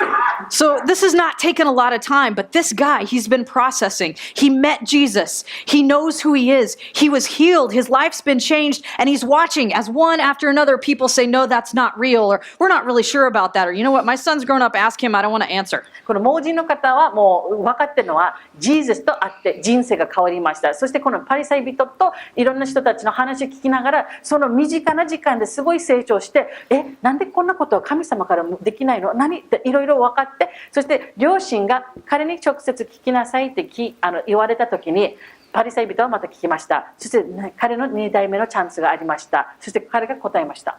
So the Pharisees call him back, and now he's ready. そしてもう自身もちょっとワクワクしてもう準備ができてます。 His adversity, what he's gone through just in this very short amount of time, has strengthened his resolve to be able to say, you people are crazy. この身近な時間なんですけども、これで十分になんか自信がつきました。そしてパリサイ人、もう地域のリーダーなんですけど、彼がはっきり言いました。あなたたちはクレイジーです。 I had a miracle in my life, and if no one else is going to talk about it, I'll talk about it. 自分の人生の中でも奇跡が起こったんだよ。自分が目が見えなかったんだけど、やっとで見えるようになって、自分は奇跡が起こってます。周りの人たちが受けなくても、自分はこの話を続きます。 So verse 24, they called the man back a second time, the man who had been blind, and told him, give credit to God. We know that this man, Jesus they're talking about, is an imposter. Okay, one more time. The Pharisees, they say, give credit to God because we know Jesus is an imposter. そして、パリサイ人が言います。あんたは神様に栄光を捧げないといけないんですよ。でもこのイエス様というものはインパスト、見せ物です。 And he looks at him and he says, I know nothing about that, one way or the other, but I know one thing for sure. I was blind, and now I see. 自分はもうあなたたちが言ってること正直で理解ができない、分からないんだけど、自分が分かるのは目が見えなかったんだけど、今は見えるようになりました。 So in your walk and in your testimony, when people ask you about Jesus, it can be just that simple. I don't understand all the details. I don't know all about the Bible. I don't have a lot of history. I don't understand the law and all of that stuff, but here's what I know. I was blind. I didn't understand. I was in pain. I was depressed. I had all of these things in my life. I was a mess. And now I'm free. この方みたいに証はこんなにシンプルでいいんですよ。自分はこれいろいろあったんだけど、この理解がたくさん理解はされてない。ただ自分が目が見えない、今見える、それしかわからない。それで十分の証なんです。 Hey, look, I'm not perfect. I'm still a mess in plenty of areas, but now I can see. わかるのはもう自分は完璧、もう目が見えるだからもう完璧な人間ではないんだけど、もう本当にわかるのは目が見えない、今は見える。 So then he gets to this part in verse 26. The Pharisees said to him, what did he do to you? And how did he open your eyes? そしてパリサイ人は彼に聞きました。じゃあイエス様という方はあなたに何やったんですか？どうやってあなたの目を開いてあげたんですか？ And in verse 27, he says, I've told you over and over and you haven't listened. What, do you want to hear it again? Are you so eager to become his disciples? あんた何回も繰り返しないといけないわけ。もう何回も言ったでしょ。なんであんたなんかも彼の弟子になりたいの？ So there's an interesting thing in the language here. In Hebrew, the word Shema means listen. ちょっと説明しますけど、ヒーブルー語で聞くということは、ヒーブルー語で島じゃないよ、島だそうです。And if you have any Jewish friends, they pray every day. They pray the Shema. ユダヤ人の友達がいたら毎日祈ってます。そしてこの島をやってます。In fact, several weeks ago, Pastor Sean talked about Shema. He who has ears to hear, let him hear. Who has ears to listen, let him hear. 何週間前に孫先生もこの島の話をしました。耳がある方ちゃんと聞きなさい。That is all from the word Shema. それはすべてシマっていう言葉から来るんです。So he tells them, I've told you over and over and you haven't listened. You haven't Shema. あなたたちにちゃんと何回も繰り返して説明してるんだけど、あんたなんかちゃんと聞いてません。But the other interesting thing about Shema is in ancient Hebrew, there's no word for obey. そして、wait now. なんだったリッキー。古代のヘブル。There's no word for obey. 古代のヘブル語の中ではこの obey 従うという言葉がないんです。So oftentimes when it was translated, they would say Shema, or if they really meant listen and do, they would say Shema, Shema. そして本当に伝えたいのは聞きながらちゃんとやりなさいっていうのは島だそうです。でもこれ従ってやるっていうことはこの言葉はないです。So throughout the Old Testament, when they use this word, what they mean is much more than just listen. They mean listen and do. だから昔で言ってることはね、ちゃんと聞きなさいっていうのは本当の意味は聞いてやるっていうことなんです。In Psalms, when they cry out to God and they say Shema, listen, they say, God, listen and do, listen and help, listen and pay attention to me. 詩篇の中にはよく島ってあるんですよ。この島っていうのは神様、私が言ってることちゃんと聞いてください。そして何かやってください。何か起こらせてください。And when God talks to the people and he says, Hear, O Israel, Shema, O Israel, he is saying, listen and do. 聖書の中にシェマーオイスラエル、イスラエル人たちに聞きなさい。このイスラエル人にシマって言ってます。それは聞きながらちゃんとやりなさいっていうことです。So when this guy is saying, I've told you over and over again and you haven't listened, you haven't Shema, you're not listening or doing, you're still doubting that this even happened. そしてこの目が見えない方がこのパレサイ人に言ってます。自分は何回もしましてますけど、ちゃんと聞いてません。だからちゃんと何やるべきですか？ So he's saying, you're not listening and doing, you're not even understanding. Why do you want me to tell you again? It must be because you want to be his disciples. あんたたちの理解もしてないんだよ。何回も言ってもちゃんとやってない。だからもしかしたらあんたなんかはね、彼の弟子になりたいだろう。And with that, verse 28, with that they jump all over him. You might be a disciple of this man, but we are disciples of Moses.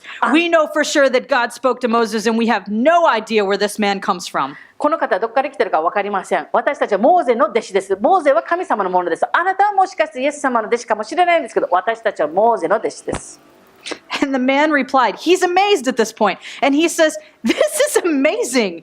You claim to know nothing about him, but the fact is, he opened my eyes. He healed me. How do you, who are the authority, you're in charge of our whole town, you run our whole culture, how do you not know who is here doing these things here? How don't you know?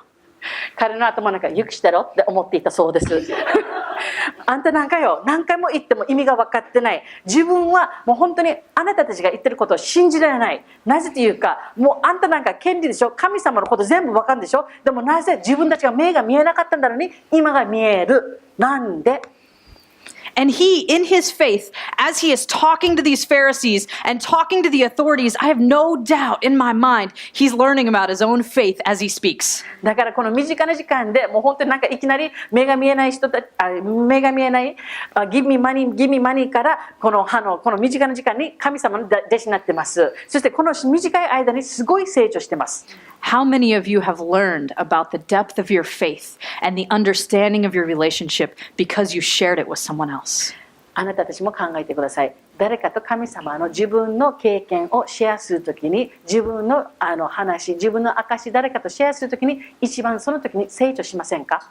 And as the words leave your mouth and you are explaining about this incredible God and about Jesus in your life, you're like, holy cow, I didn't even know I knew that. だから誰かに何か聞かれて、なんかいろいろ一生懸命教会で学んでること、自分の人生、神様の関係、祈りのことを説明するときになんか説明しながら、自分ここまで分かっていたんだ、すごいや、と思わない？ And I have no doubt that that's what this man is going through. We get to verse 32, 彼も he 同じ経 said, 験です。 it's well known that God isn't at the beck and call of sinners, but he listens carefully to anyone who lives in reverence and does his will. でも自分たちも分かるんですよ。神様はね、罪人の話を聞かない。だけど、自分たちはちゃんと従って神様のことを愛して、もう本当に素直に神様の栄光のために働くんだったら自分たちのことを聞いてくれるんだよ。それは誰でも分かるだろう。で、この目が見えない方が、でも今見える方が言ってます。That someone opened the eyes of a man born blind has never even been heard of, ever. If this man didn't come from God, he wouldn't be able to do anything. この方は本当神様から、天の神様から来なかったら自分の目を癒すことはできません。だからこの方は本当神から来てるんじゃないか。And so as he is relaying his story and as he is talking about his relationship, as brief as it was with Jesus and what Jesus did in him, I'm sure the gears are turning in his mind. And he is like, somebody who's not from God can't even do this. You people have never even heard of something this awesome being done. And now it's happened. How could he do this if he wasn't from God? He's from この God. 元盲人の方が一生懸命このパラサイ人に堂々となんかもう本当に堂々するのすごいことなんですよ。だから堂々とあんたなんかよ。だからさ、自分たちは罪人だったら自分たちの話聞かないだろ。だけど自分たちが何もやらなくても自分のことを癒してくれて、でもだからこの人神様から来てるんじゃないか。俺は偉いこと言えたなって多分自分でびっくりしてます。 His faith is strengthened, and the Pharisees look at him and say, get out. They throw him out of the temple. You're no longer welcome here. You are excommunicated. You are done. だから彼が一生懸命堂々と言って、なんか多分彼も成長してなんかすごい張り切ってるんだけど、やっぱりパリサイ人がすごい怒りになって、もうあんたは街道から出なさいって言われました。 And Jesus hears that they threw him out of the temple.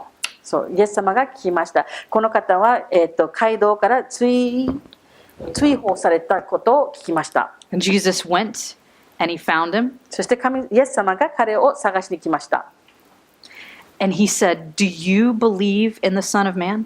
そしてイエス様が盲人の方に聞きました。あなたはイエス様のことを信じてますか？神の子のことを信じてますか？直接聞かれました。 Doesn't he do that for us? でも神様も自分たちのためにこんなことをやってくれるんじゃないですか？ When our faith is challenged and when we draw closer, but the world doesn't believe us and the world throws us out and we've been cast out to what seems like we're alone.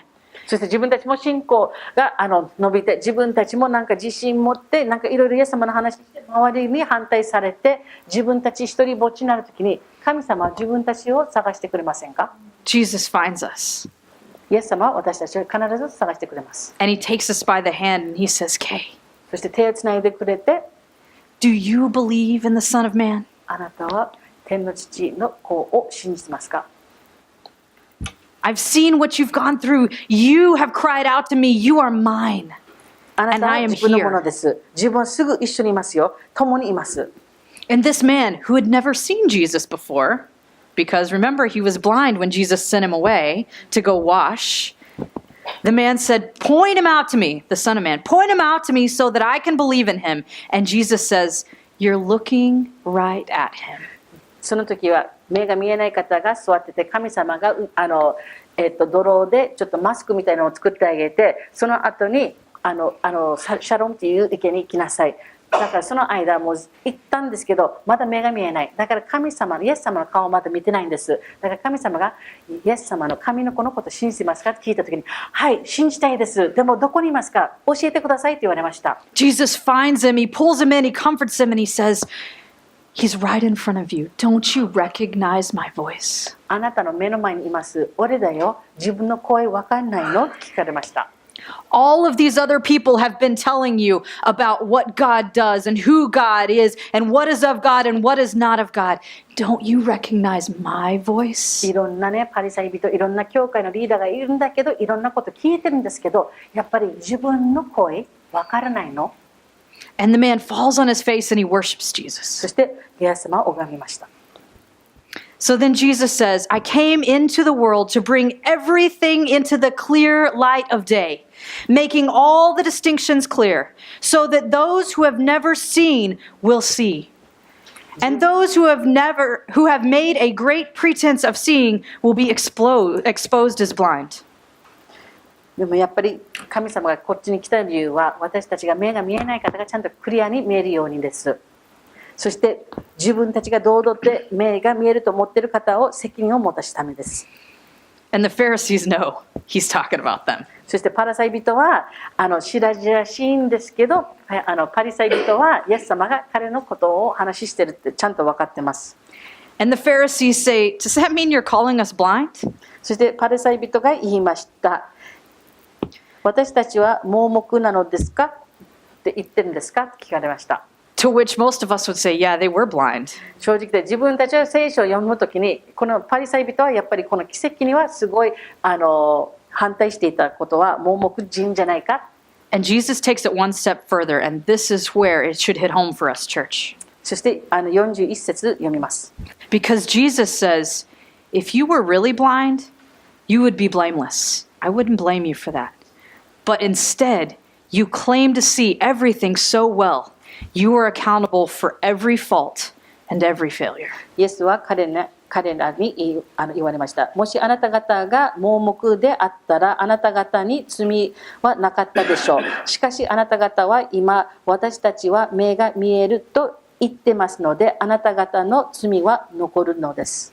And those of us who have heard the word of Jesus, who have had a relationship, or who've been pulled in and been given knowledge, we have to continue to follow. 自分たちは神様のことが分かる方、自分はクリスチャンの方、神様からいろんな知恵も与えられてます。自分たちも聖書も読んでます。いろんな経験もしてます。でも自分たちはイエス様の後についていかないといけないんですよ。いろんな教えがあるんですけど、自分たちがちゃんとイエス様の声が分からないといけないんです。Because just like I talked about at the very beginning, how I went into a church that's full of Christians who all seemed so happy and perfect, who were ignoring real sin in their life, who weren't reaching out, who were not following Christ, but were solely focused on being what they thought a Christian looked like. だから自分も最初から言ったんですけど、自分も、クリスチャン教会の中で育ったんですけど、やっぱりこの裏と表がすごかったんです。やっぱりこの人たちは罪のことを話はしたくない。自分たちが足りない部分のことはしたくない。もう本当他の人たちに神様のこともシェアすることもやれなかったんです。だから本当に聖書に読んでるクリスチャンと自分の目の前にいるクリスチャン、何か違うんだったんです。That's exactly what a Pharisee looks like. それがパリサイ人なんです。That is exactly who Jesus was talking to when he said it's worse than being blind. だからこのパリサイ人になるのは目が見えない人よりすごいひどいなんです。You claim to know all of these things. You claim to know all about me and what it's supposed to be like to follow me and what my rules are and how things are supposed to work. You will be held accountable. あなたたちはもう本当自分のことが分かるって言ってて、自分のことを分かって人に教えるって言ってるんですけども、本当自分の愛、自分の全部理解ができてるって言ってるんですが、全然反対のことをしてます。あなたはこの責任を持たないといけないんです。あなたの罪は残ります。And that honestly is hard for me as a Christian sometimes. たまに自分はクリスチャンとしてこの話をこのストーリー読むのはたまにちょっと難しいです。Because sometimes that's me. 正直で自分もちょっとパリサイ人らしくなる時もあります。When I sat in the middle of my church and got frustrated with my brothers and sisters and judged them because they were acting in some kind of way and I knew that they had something going on in the inside and I was so frustrated, this was me. だから自分もやっぱり見ると、自分若い時教会に行って、だからみんなにちょっと裁いて、だからクリスチャンいろんなことやってるんですけど、いろんな罪も起こってるのにいろんな問題があるんだけど、なんか顔はもういつもニコニコフェイスで、もうそれはすごい怒りになったものなんです。だから自分も考えたら、自分もこのパリサイ人みたいに愛ではなくルールで人生を過ごしていました。Because I wasn't focused on following Christ. I wasn't focused on deepening my relationship with Him. I wasn't focused on ministering and deepening the relationships I had with my brothers and sisters and the people around me. I was focused on what it was supposed to look like.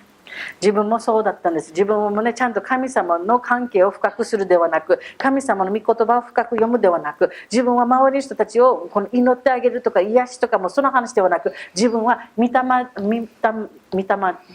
だけ、この外形だけ気にしていたんです。人が見たら自分クリスチャンらしく見えるか、でも自分は心のケアをあんまり気にしてなかったんです。And when God started showing me that brokenness is brokenness, 神様ともっとこの深い関係を取った時に自分が本当に分かったのは、罪は罪なんですよ。痛みは痛みなんです。教会行ってる方でも教会行ってない方はこの痛みは痛みなんです。みんな一緒です。 when I realized that all of the junk in my life and all of the junk in everyone else's life was not brokenness, but it was a piece of a puzzle that's only complete when Jesus puts us all together. 自分が本当に気づいたのはこのね癒しが必要だけではなく、このパズル、心の中パズルだったら一部分がないんですよ。でもそれはね、神様がその必要な部分がありますので、それなんか教会の新しい友達なのか分かんないんですけど、いろんな方法で神様がこのピースを入れてくれます。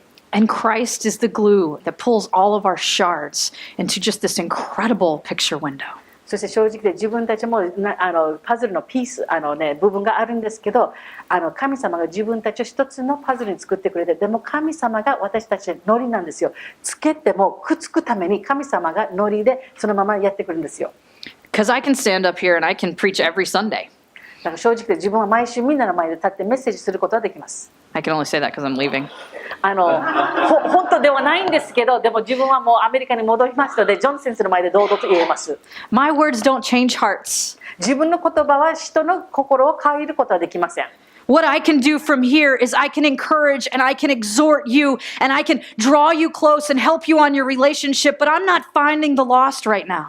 でも自分はできることは人を励ますことができます。励んであげて、そして自分たちが自分で聖書を読んで自分で神様の声が分かるようにできるように、その応援ができます。 Sean can stand on the street corner and he can call out and there will be people that will hear and there will be people that will come to him, but he cannot change the world that way. It takes all of us. だからショーン先生、みんなはね宣教師のショーン先生にいろいろ期待してますけど、ショーン先生一人でチャタンでなんか神様の話言って人になんてこの世の中変わることはできないんですよ。人は聞く人もいます、救われる人もいるんですけど、ショーン先生は一人の人間なので、みんな力を合わせて神様の愛で力を合わせて神様のノリで一致をして神様のなんてパワーで周りのことを変えることができます。 Because Edna, it's your brokenness and how Jesus is making you whole. だからエデナさんもいろんな問題がありましたけど、でもそれで終わりではありません。神様のおかげであなたの心も癒してあげてますので、そのおかげであなたは特別なパワーをもらって周りの人を癒すことのメッセージができます。 That is what all of the people that you know see. That is what brings them to Christ because they see it on display and they see what he's doing in your life. Henry and Ibu, it is the way that you guys have stood out. Okay. エデナさん、あなたのね、エデナさん、あなたのなんていうの、あなたのブロークンハートではなく、あなたの完璧なところではなく、あなたのとってもクリスチャンらしいことで人がイエス様の話を聞きたくないんですよ。あなたの傷んでるところ、癒されてるところ、そのおかげで人たちが本当にイエス様の愛を分かりたくなったんですよ。Okay. It's the way you guys have displayed your courage in coming here and in ministering and becoming first Christians in your family and talking to your family about Jesus. It's your lives that's changing their hearts. アイブさん、ヘンリーさん、あなたたちは中国から来て沖縄に来て沖縄で救われて、そして最初のクリスチャンですよね。でもそれを皆様、周りにいる皆様が人生を見て、もう本当にアイブとヘンリーさんの人生をすごいなんか憧れになって、そのおかげで周りの人たちは話を聞きたい、神様の愛を受けたいんです。 Cindy, it's your willingness to show your brokenness and to display what you know about Jesus to women throughout this church that started changing hearts and bringing them together. シンディさん、あなたは完璧ではないんです。でもみんなそうなんです。でもその完璧じゃない部分をみんな女性に見せてくれて、だからデイリーズのミニストリーが続くことができるんです。シンディのおかげでもう本当いろんな人たちが神様の愛とパワーが分かることになりました。 Michiko-san, it's your willingness to come up here week after week and translate for Rob, who's a hot mess. みちこさんのおかげでもう毎週ローブさんのために通訳してくれること、本当に自分たちはすごい祝福と思ってます。ロブさんもなんて言えばいいのか分かんないんだけど、すごいチャレンジなんですよね。でもニコニコしながらここで立ってくれて、もう一生懸命彼の言葉を通訳してくれること、本当に自分たちのすごい祝福なんです。 That displays what God is doing in your life and how serving Him matters and how people's hearts are changed because of what you do. 美智子さんがここに立ってくれるものはね、ただ通訳してくれるものではなく、もう本当神様の栄光のためなんです。神様のためにサーブしてくれて、周りの人があれを見て、美智子さんをすごい成長していることはすごい分かります。その成長を見て、周りの人たちも美智子さんが愛している神様のことをもっと分かりたいんです。Seisho, it's your faithfulness to this church, your commitment that you show every single week, the way you always have a smile and know who everybody is and greet people as they come and go. That really makes us feel like a family. もう本当聖書さん毎週来てくれて、もう本当聖書さんの誠実にすごい感動して、聖書さんの誠実のおかげで周りの人がわお、もっとあなたの神様のことを分かりたいんです。 Jim, it's the way you always have a word and a story to share when anybody sees you at the exchange. ジムさん、教会だけではなく、よく PX で買い物してるみたいので、もうよくみんな彼をあっちで会って、もう彼必ずみんなに挨拶してくれたり、お話もいろいろシェアしてくれるんですよ。だから人を大事にしてくれる、その時間を取ってくれる、人を大事にしてくれることはすごい祝福なんですよ。そのおかげでみんなジムさんの神様が分かりたくなるんですよ。 Christine and John, it's the example that you guys have set from the time you came here to see what God has done in your lives and how you've changed and how you've grown and you've matured and you've taken on leadership at such a young age and you're displaying Christ. It is each of your lives on display. ジョンさん、クリスティーナさんも教会に来てからもう本当にすごい成長してます。そして成長しながらもいろいろ教会のリーダーシップのお手伝いしてくれたり、自分たちもリーダーシップのこれもいろいろ取ってもらって、もう本当おかげで自分たちも祝福と思ってるんですけど、でもやっぱりジョンさんとクリスティーナさんの周りにこの成長を見ていろいろ神様の質問が出てくるんじゃないか。もう本当にありがとうございます。 It's your willingness to live your life to show all of the people around you, mess and all, that there is something better, that you have a solution. Your willingness to say, I don't have it right, but come with me as I follow Christ and point the way. That is what changes the world. 一人一人の人生の生き方なんですよ。一人一人はね、もう完璧ではなく、もう本当なんかこのまんちゃんちゃごちゃごちゃになってるところがあって、それも本当に素直に周りの人に見せてくれると、それがいろんな質問になっていくんですよ。いろんなつながりになります。だけどもうこのままではなく、人生の中は成長するチャンスがあるので、このままではなく自分がついていってあとのイエス様の一緒についていきましょう。自分はいろいろ分かんないんだけど、自分は答えが全部できる神様が分かりますので、一緒についていきましょうっていうことはできます。 So when you think you're not good enough, だから自分は足りてない時、 when you think you aren't a minister, 自分はミニスターではない時、 when you think you haven't got to where you need to be to show Christ, 正直で自分はね、もうできらんぬの気持ちになると、自分はもう本当できらんぬから神様の愛をみんなに伝えることができない、いつも足りない部分を見てますので、自分はできらんぬと思ったら、 who told you that? 一つの質問があります。 Because it 誰が certainly そのこ wasn't とを言ってますか？ Jesus. 正直言ってそれは神様からのことではないです。 Jesus healed you. あなたのままで十分です。あなたを神様が癒してあげました。 He brought you from your old life to your new. You were blind, but now you see. 前の人生が新しく回復しました。あなたは前を見えなかったんですけど、今は見えるようになりました。 That life lived out in this world, flaws and all, is His plan. もういろんな問題があっても、いろんなイッシューがあっても、そのままでいいんです。あなたのままでいいんです。でも神様が、それは神様の契約なので、神様のプランがありますので、それが神様のプランです。あなたを使うためです。 And this morning, He wants me to remind you that your journey is His glory on this earth. 今日私が本当に皆様の前に立って皆様に伝えるべきのことがあります。あなたは神様と歩んでいろんな失敗がある、いろんなことが起こりますけど、それも神様のプランの一つなんです。それ続くためが続いてください。 So this morning, if you'll just bow your heads, close your eyes, 祈りたいと思います。目を閉じて、 we're going to close in prayer. そして最後に祈ります。Father God, we thank you. 天の父、本当にありがとうございます。 We thank you for who you are. もうあなたはもう完璧です。 We thank you for taking us and for opening our eyes so that we can see. もう私たちの目を開いてくれたこと、本当に感謝します。 God, we thank you for what you've done in our lives and in our hearts. 私たちの人生の中、心の中、いろいろやってくれたこと、本当に感謝します。 And God, all of that stuff それ、いろんなものがあるんだけど、 that we feel isn't good enough, doesn't measure up, we give that to you this 自分 morning, たちが God. 全部足りてない部分も、ちょっと嫌なところはたくさんあるんですけど、それすべて神様に捧げます。 We ask you to take our pain and our despair, our anger, our frustration, our joy, and use it all for your glory, 私 Father の God. すべてを受けてください。私たちの怒り、私たちの足りない部分、私たちの喜び、すべて神様の栄光のために使いたいので、すべて神様に受けます。 Draw us close to you. 私たち近づいてください。 Help us to hear your voice 私たちが神様の声が聞こえるように助けください。 and to hear only what you and the Father have told us. もう天の父、そしてイエス様が自分たちに直接いろいろ教えてください。 Only the truth. もう本当、真理だけです。 Father God, we thank you. 本当に感謝します。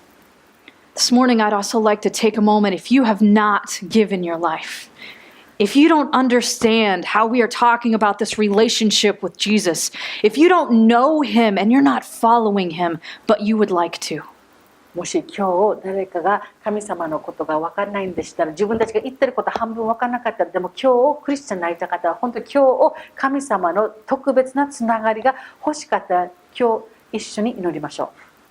while all heads are bowed and eyes are closed, I would just ask that if you want to take a step on that journey, you just raise your hand. 神様と一緒にこの旅を取りたいんでしたら、神様のに従って神様のクリスチャンになりたかったんでしたら、手を挙げてください。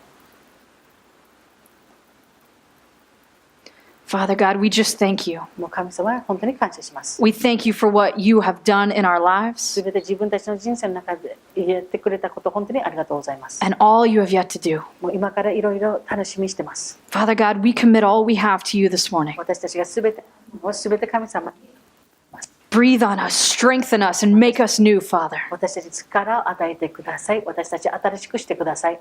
That as we leave here today, we might be re-energized to engage in the relationships in our lives. もう自分たちも今日教会から出るときに、もう本当に新しい力を与えてください。そして必要な関係をまた回復してください。 To put all you've done for us on display.